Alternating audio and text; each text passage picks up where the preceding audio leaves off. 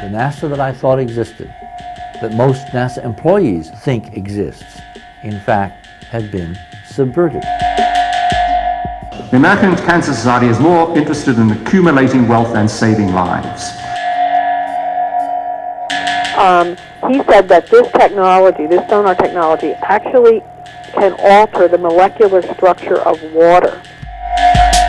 What is happening? Something is going on.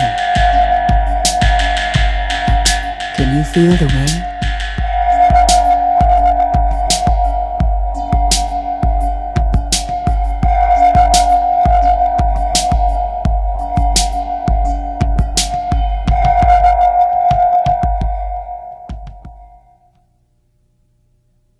NASA began in the minds of most of the people who are participants, employees, and most of us who, at one time were consultants or followed the space program or just paid our taxes and just, cheered the launches.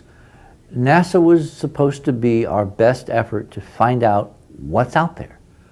It was supposed to be a democratic effort. If you look at the NASA charter, it specifically mandates that everything that NASA finds be made public. It's the first government agency under our Constitution where that is mandated in the enabling legislation. What we have found, however, is that there is a large gap which has grown wider as the years have progressed since 1958 when NASA was incorporated. A large gap between the theory, the dream, and the reality. And as with many other government institutions, as time has progressed and the institution has ossified, and the old guys have risen to the top and maintained tight control, what we find is that there has been an increasing disparity between the words and the music, between the charter and actually what's occurring. So along about 15, 16 years ago, as I was looking at a set of images taken of the planet Mars during one of the really high points of the old NASA, the 1976 mission to Mars, I began discovering, to my shock and surprise, because I was an NASA consultant. I was Walter Cronkite's science advisor. I knew a lot of those folks and worked with them and ultimately wound up being a consultant to one of the main NASA centers. I discovered as part of the Mars inquiry that the NASA that I thought existed, that most NASA employees think exists, in fact, had been subverted.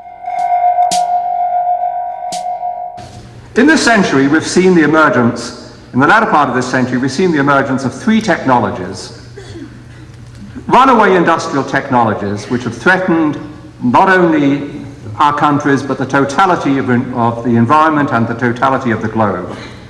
And these are the petrochemical and the agrochemical industries, which started with the petrochemical era in the 1940s when we first learnt how to synthesize new chemicals which had never existed before by fractional distillation of petroleum and by molecular splicing. In 1940, for instance, we manufactured and synthesized about £1 billion of synthetic organic chemicals. Now we're nearly up to about 8 or 950 billion pounds per annum. The second, of course, is the nuclear technology, the energy and the military, and the final one is the genetic engineering technologies.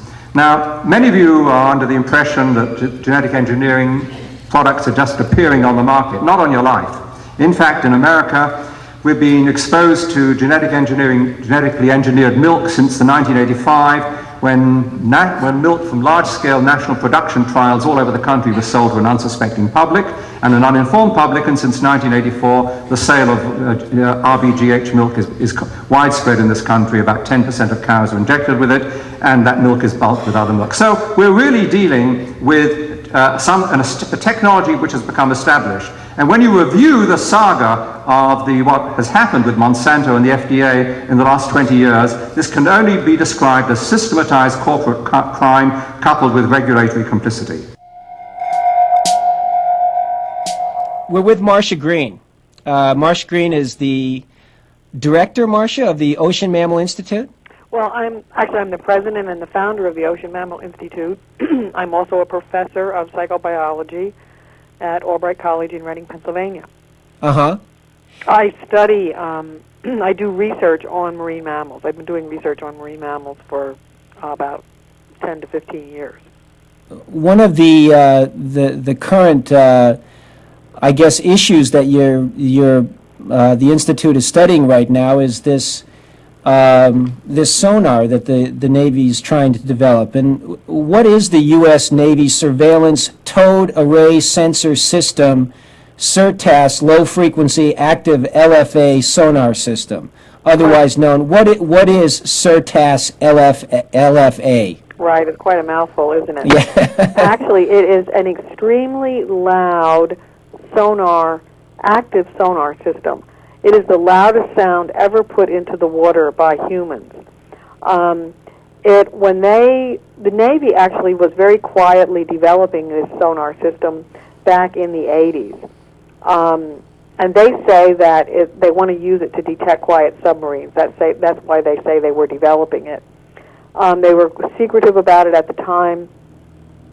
And then they kind of got caught doing it, actually, by the Natural Resources Defense Council, and they were threatened with a lawsuit because they were bypassing the federally mandated process where if you're doing something to the environment that can negatively affect the environment, you have to write an environmental impact statement saying how what you're doing is going to affect the environment and what you're going to do to mitigate those effects.